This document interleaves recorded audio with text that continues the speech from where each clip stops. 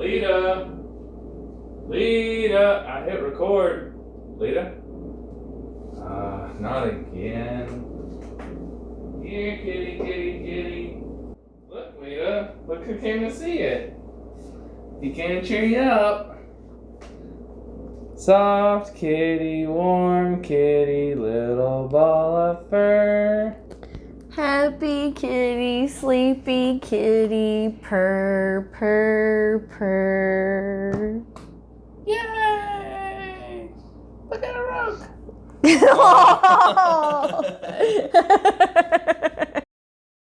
Oh, you guys. So, we had been going to make something with cherries out of one of our favorite cookbooks so far.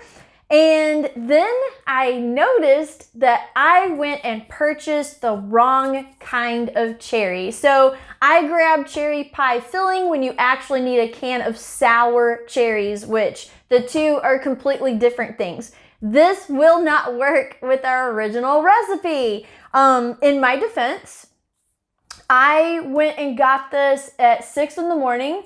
And I had mask, everything. It was kind of like the height of like what's going on. We didn't know really how it was spreading, who had it, where it was in the United States at the, at that time. And so basically I was kind of just like panic shopping and just throwing things in my buggy. So I did not distinguish between the two.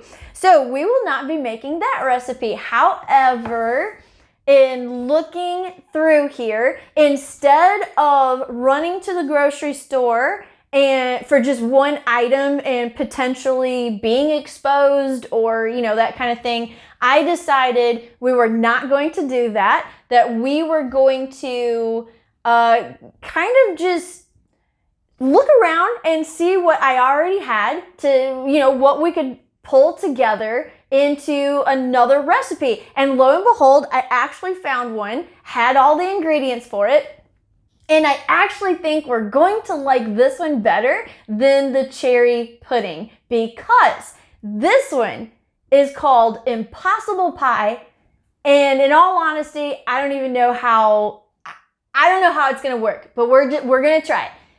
All you have to do, throw everything together in a blender, which unfortunately I don't have, but in a pinch, I'm gonna see if I can't get my food processor to do the same thing. Let's really hope.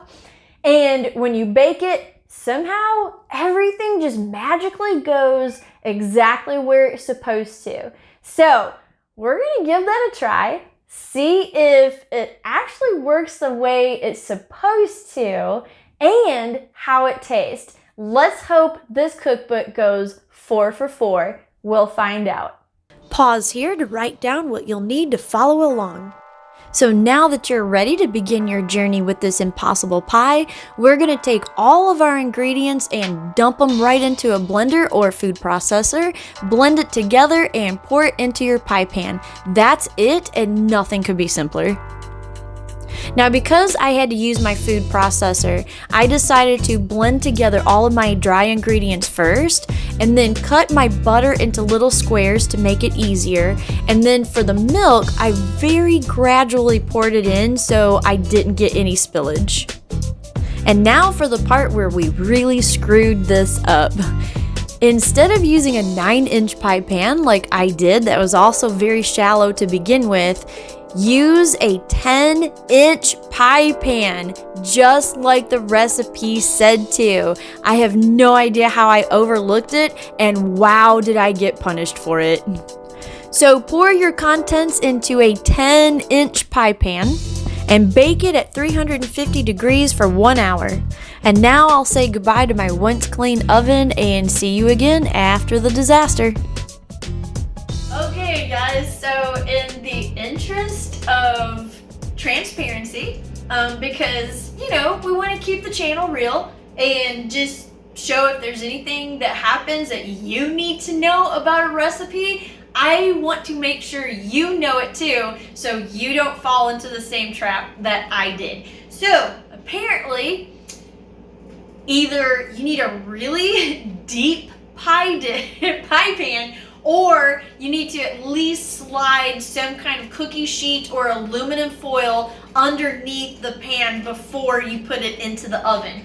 Otherwise, you get this.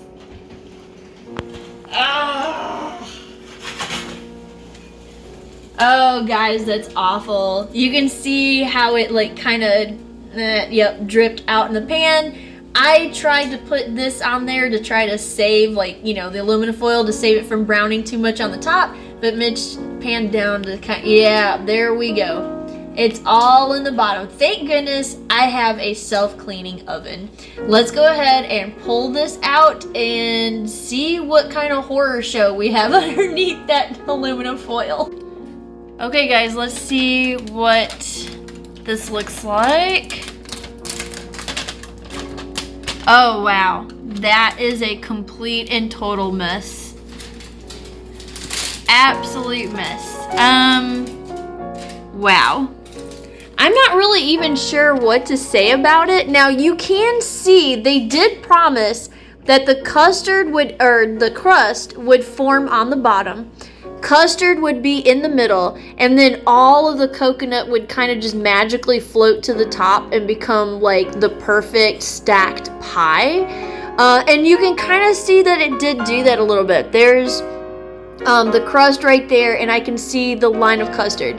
Now, as far as the coconuts, your guess is as good as mine on that one.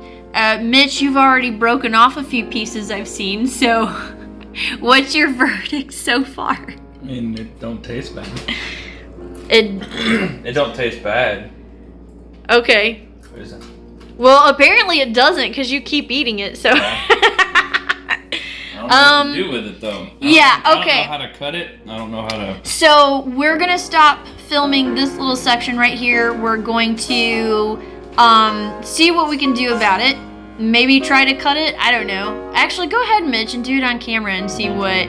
Yeah, or I mean, we probably should have let this cool a little bit. You want to let it cool a little bit before we cut into it. It's kind of what I'm thinking about. Maybe. Okay. Maybe it'll help to kind of solidify a little bit more. Yeah. Not really sure what we did wrong. I followed this recipe to the letter.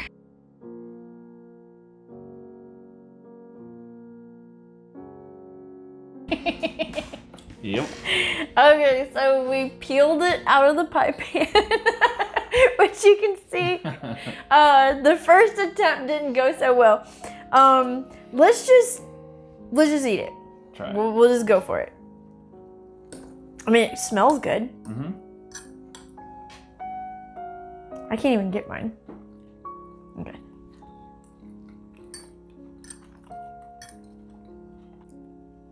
I'm gonna let you go first. All right. I'm not a super big fan of coconut, and there's a lot of coconut in this. I was afraid of that. You really aren't like.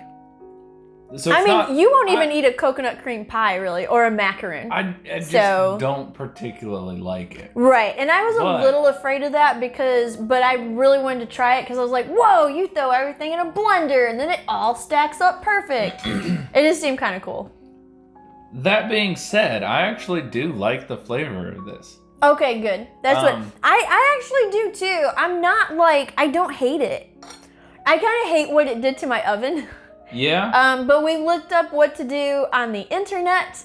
So, maybe we can. Yeah, don't turn your self-cleaning oven on to spill up a mess like that because you will cause a fire. So, we're trying some other tactics that they said to do. That should be fine. In terms of this, would I make this again? Yes and no. I would probably make it again for the channel and see if I could do it better. Like with a bigger pie pan than what the book said. I think that was the major issue. If you do try this, do 10 inches or, at least a 10-inch pan with this particular recipe. Yeah, and I'm thinking like, maybe even taller. Yeah, and I'm thinking like even Pioneer Woman, she at Walmart has some really kind of taller, larger pie pans that I think would, or ceramic pie dishes that would work really well with this. I think it did actually separate pretty well. I do too. Like, I think it did go up to the top. It's got a definite bottom crust. Now, would I call this a custard in the middle? No, I wouldn't. No, the middle is still very incorporated with the coconut. Yeah, like it's not really sitting on top like they said it would. It didn't separate like I thought it would. I mean, that may be a result of our spillage issues and stuff too. That's true. That could have been ours. So we're not. Yeah, we probably shouldn't like judge it based on that because we really don't know how much spilled over. Yeah, so we might have to just revisit this one with a bigger pan to get a really good. I would do that. Overall, the flavor, I still like the flavor. Like, I do too. I'm gonna eat the rest of the pie. Yeah, I do. I'm not gonna just throw it out or nothing. I'm perfectly fine with it. So in terms of the cookbook, I would say I'm still gonna say it's a 4 for 4. Yeah. 4 good recipes out of the 4 that we tried. Yeah. That was our, kind of unfortunate ending on what was a really good cookbook. Yeah, I know. But I would still say try all 4 recipes if you can. Yeah. Because they're awesome. And oh my gosh, and I know I've said this every video, but if you can find a copy, I don't know, Michigan right now, you cannot go out yard selling. You got a lot of coronavirus going on out there. So I would highly recommend, just kind of wait. It's okay. If it's going to be in a yard sale or a library book sale at some point, it'll make it there later. It's okay. So, I wouldn't like rush out to get it now. But, if you can find a copy of it, grab it and be so thankful that you found it. Yeah. Because it's my favorite so far of like the smaller publications that we've done, not like the big publication houses with these big cookbooks. Gordon Ramsay, isn't published by this company, but who cares? Right. This is, to me, better. Because, It's stuff you can actually get. We haven't had a hard time finding ingredients. No, not at all. I mean, the cherries was my fault, not, the cookbook's fault. So, next week, though, we had something very large planned, but because, coronavirus and we are having some trouble finding some ingredients in our grocery stores. East Tennessee so far isn't really like shortage, scares or anything like that, but we usually have to travel pretty far to get kind of weird ingredients. We do. On a normal basis. Yeah, the thing we had planned would have required travel to other places, and right now, our governor is really saying, please, please, please don't do that. And I think so far he's, been a pretty smart guy about it. So maybe we need to listen because Tennessee is starting to do better in some places that have been really strict about following his orders. So they've seen a decline in cases where other counties that have been a little bit naughty, we've seen some cases go up. So we don't want to be a part of that in any way. We don't want to spread or hurt somebody later on. So what we decided to do was make sure that we could do something that would still allow us to stay local and do our curbside pickup groceries that we've been doing. So many of you may have already noticed this big mess that I've got behind me on the counter. And this right here represents several decades of recipe collecting. And I'm sure all of you out there with grandmothers and great aunts know exactly what I'm talking about. They clipped and saved every recipe in every newspaper I think that they ever subscribed to, magazine clippings. I've boxes even boxes. Stuff, yeah. Oh yeah, I've even seen things where like there's some recipes in here that were clipped from the back of like flour bags, and stuff like that. So we thought it'd be fun to go ahead and I'm gonna have Mitch pick a random bag. Yeah, I'm gonna pick a random bag, and then I'm gonna pick a random recipe out of it, and that's the one we have to do. Okay. Oh, you picked the hard bag. Oh no. Oh gosh. Okay. I didn't know. Let's see what we got here. Should I pick a little one or a big one? I don't know. I don't know what's more scary. Oh wait, I don't want to look. Okay, I'm just gonna pick this one. Oh. Okay, guys. So. This is pretty funny. We couldn't have picked probably. Well, it's just involved.